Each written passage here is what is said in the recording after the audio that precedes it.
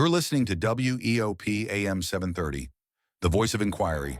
It's time for Echoes of Persuasion with your host, Colt Thornton. Sometimes belief doesn't sound like conviction. It sounds like repetition. The same words, said again and again, until they start to feel like truth. That's the rhythm of persuasion, the quiet heartbeat of every echo chamber. I'm Colt Thornton, and this is Echoes of Persuasion. I've spent the better part of the last few months reading through more than 40,000 Facebook comments on Flat Earth posts. Yes, 40,000. Before you assume I've lost my grip, understand this wasn't an act of masochism. It was a field study. A front row seat to persuasion in its rawest form. The place where belief lives, grows, and sometimes devours reason entirely. The comment section is the real engine room of any movement. Unlike polished influencer videos, comments are unscripted, unfiltered, and brutally revealing.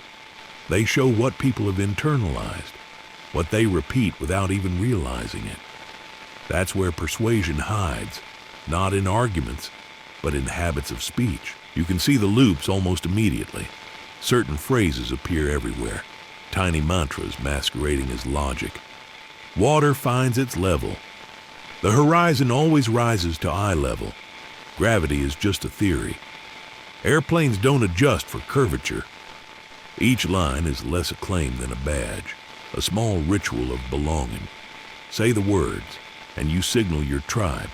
You're awake, you've joined the chorus. That repetition isn't accidental. It's reinforcement.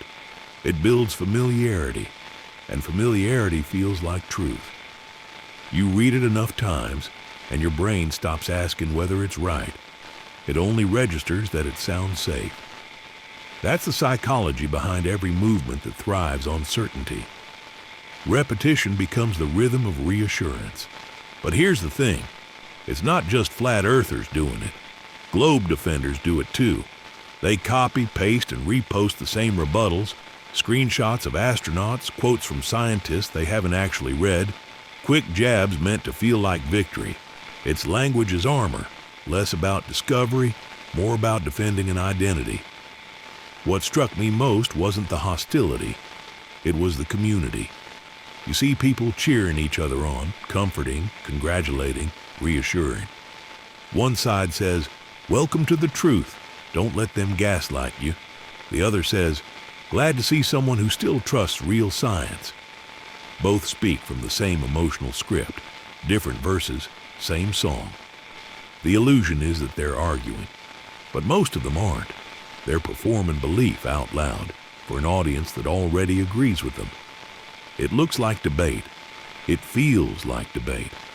But it's really a social ritual. Each side feeding its own certainty through repetition and response.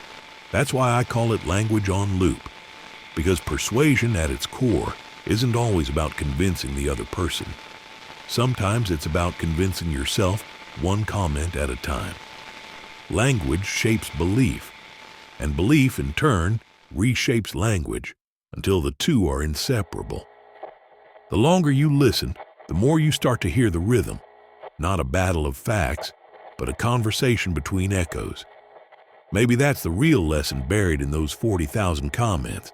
That belief doesn't live in the grand arguments or the flashy videos.